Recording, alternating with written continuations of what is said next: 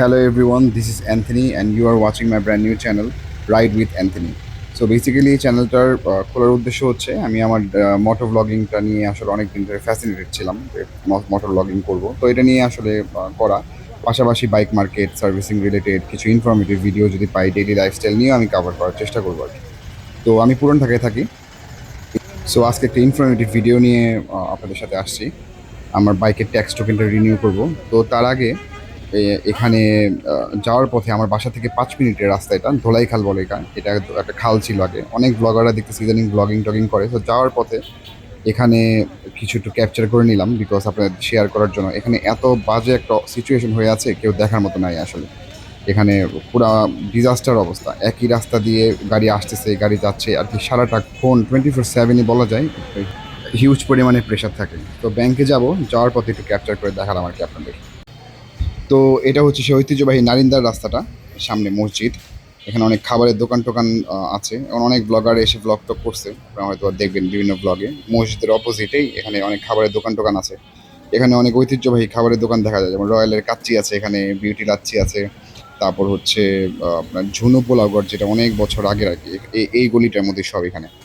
So আপনারা যদি কেউ আসতে চান অবশ্যই এসে খাওয়া দাওয়া করতে পারবেন এখানে। আর এখানে বাগরখানির দোকানগুলো, এখানে হচ্ছে 1 নাম্বার বাগরখানি, যেটা পুরো বাংলাদেশের মধ্যে যদি আমি বলি, এখানে এই গলিটার এখানেই পাবেন। সো যদি আমি ফুড ব্লগার না, তারপর একটু শেয়ার করলাম আর কি আপনাদের সাথে। তো এনিওয়েজ, যেটার মূল উদ্দেশ্যে ফিরে যাই, আমি আজকে ট্যাক্স টোকেন করতে বের হয়েছি, এখন যাব ব্যাংকে। তো আগে তো ট্যাক্স টোকেনগুলো করতাম আসলে আমাদের অফিসের আশেপাশেই, বনানী গুলশানে, ওখানে তো সব জায়গায় নেয়। তো পুরান ঢাকা থেকে আসলে অনেক হ্যাসেল পোহাতে হয় মানুষের। তো এর জন্যই আজকে এই ভিডিওটা করা, যে আমি যেহেতু করতে যাচ্ছি, তো যাতে আপনাদের সাথে একটু শেয়ার করি, যাতে আপনাদের সুবিধা যদি হয় আমার এই ভিডিওটার মাধ্যমে। তো নারিন্দা দিয়ে যাব, এখান দিয়ে হেঁটে হেঁটে যাচ্ছি, কারণ বাইক নিয়ে আজকে বের হয়নি, কারণ বাইক নিয়ে তো আসলে পুরান ঢাকায় রাখা নিয়ে একটা ভেজাল, তো গরমের মধ্যে হেঁটেই বের হয়েছে। তো নারিন্দায় যে কোন ব্যাংকটা পাই, ওই ব্যাংক নিয়ে আগে স্টার্ট করবো আর কি। হাঁটতে হাঁটতে নারিন্দার মোটামুটি লাস্ট মাথায় চলে আসছি, কোনো ব্যাংক পাইনি এখনও। ভাবছিলাম নারিন্দায় পেয়ে যাব, বাট গরমের মধ্যে হাঁটতেই আছি। এখানে গড়িয়া মঠ বলে এটা, সনাতন ধর্মের ভাই বোনেরা যারা আছে তারা তো অবশ্যই চিনে। আর যারা না চিনে, এটা আসলে একটা বড় ল্যান্ডমার্ক হিসেবে আছে নারিন্দার। সামনে গেলে হাতের ডান দিকে আমাদের খ্রিস্টান কবরস্থান আছে, ওয়ারি কবরস্থান নামে পরিচিত। তো এখন ওয়ারির দিকে যাচ্ছে আর কি, যদি কোনো ব্যাংক পাই যাওয়ার পথে। তো বাম দিক দিয়ে গেলে ওয়ারি বের হবে, আর সোজা যদি চলে যাই সেটা হচ্ছে আপনার রাজধানী সুপার মার্কেটটা বের হবে। এটাই হচ্ছে যেটা কথা বলছিলাম, আমাদের ওয়ারি খ্রিস্টান কবরস্থান আর কি। দুইটা কবরস্থান আছে ঢাকা শহরে, বড় কবরস্থান আর কি। একটা হচ্ছে তেজগাঁ গির্জার ভিতরে, আরেকটা হচ্ছে এখানে নারিন্দার লাস্ট মাথায় ওয়ারি কবরস্থান আর কি যেটা। তো এখন যাচ্ছি হচ্ছে ওয়ারির দিকে। টিপু সুলতান রোডও বলে এটা, টিপু সুলতান রোড দিয়ে সোজা চলে গেলে ওয়ারি যাবো আর কি। তো এটা হচ্ছে চলে আসলাম ওয়ারির 4 রাস্তার মোচড়। হাঁটতে হাঁটতে এখন পর্যন্ত কোনো ব্যাংক পাইনি। আর দেখেন 4 রাস্তা মোচড়ে আমি জন্মের পর থেকে এখন পর্যন্ত দেখতেছি এখানে হিউজ পরিমাণে একটা ক্রাউড লেগে থাকে। কেউ দেখে না, কেউ দেখার নাই, কোনো সিগন্যাল নাই, কিছু নাই। দিন রাত 24 ঘন্টা এই জায়গাটায় জ্যাম। তো যাই হোক, কিছু করার নেই, এভাবেই থাকতে হয় আসলে আমাদের। এখন যাচ্ছি ওয়ারির ভিতরে, ঢুকলাম, এটা পুরো ওয়ারির এন্ট্রেন্স পয়েন্ট। তো এখানে অনেক নামি দামি অনেক ব্র্যান্ড ট্যান্ডের শপ আছে, আপনারা মোটামুটি সবাই চিনেন এই জায়গাটা। তো এখান দিয়ে কয়েকটা ব্যাংক আছে। তো দেখি ব্যাংকের ভিতরে গিয়ে কোনো কিছু করতে পারি নাকি। এই যে বলতে বলতেই প্রাইম ব্যাংকের কাছে চলে আসলাম, দেখি প্রাইম ব্যাংকের ভিতরে যাই। প্রাইম ব্যাংকে আসলে ভিডিও তো করতে পারবো না, তাও গিয়ে দেখি আর কি।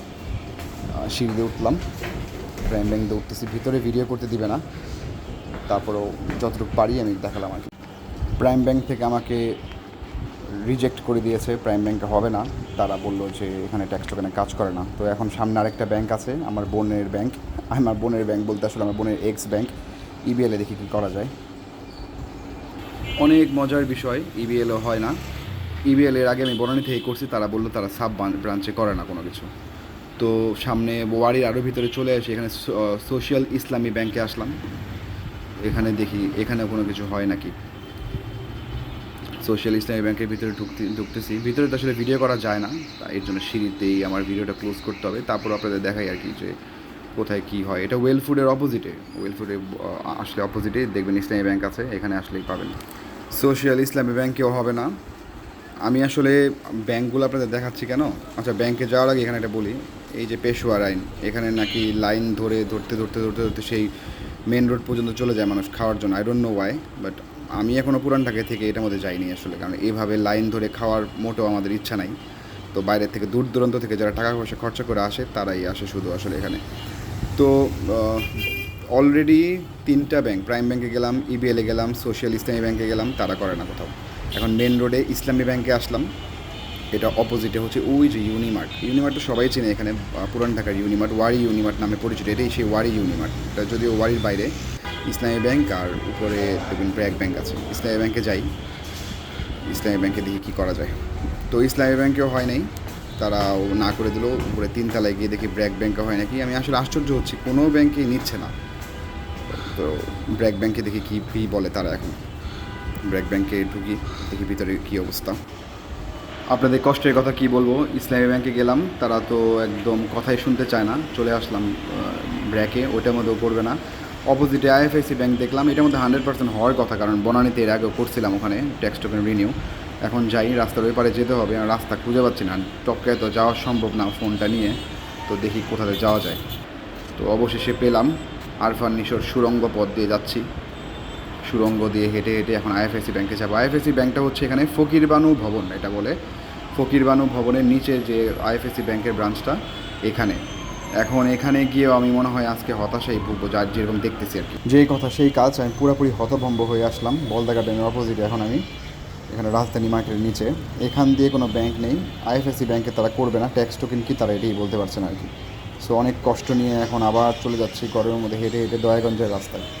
বামে গেলে সায়দাবাদ, যাত্রাবাড়ি, ওখানে যাবো না, দয়াগঞ্জ দিয়ে গেলে আমার বাসাটা কাছে হবে। তো ওখান থেকে দেখি কোনো ব্যাংক পাইনি যে আর কি। অনেক পথ পাড়ি দিয়ে সরকারি একটা ব্যাংক পেলাম, সোনালী ব্যাংক। জানি না এখানে হবে নাকি, আমার মনে হয় না সরকারি ব্যাংকে কোনো হেল্প পাবো আমি আসলে। তারপরেও চেষ্টা করবো। এটা দয়াগঞ্জের 4 রাস্তার মোচরে, যে স্বামীবাগ থেকে সোজা আসলে যে ব্রাঞ্চটা আছে, এই ব্রাঞ্চ। তো এখন এখানে হয় নাকি জানি না, না হলে আসলে কি করবো বুঝতেছি না, মাথায় কাজ করতেছে না আসলে এখন। অবশেষে দীর্ঘ 2 ঘন্টা হাঁটার পরে একটা ব্যাংকে আসলাম, ওনারা নিচ্ছে। আমি একটু লুকায় লুকায় ভিডিও করতেছি, যেটা আসলে করা উচিত না, একটু রিস্ক আর কি। তো আমি করে বের হয়ে কথা বলছি।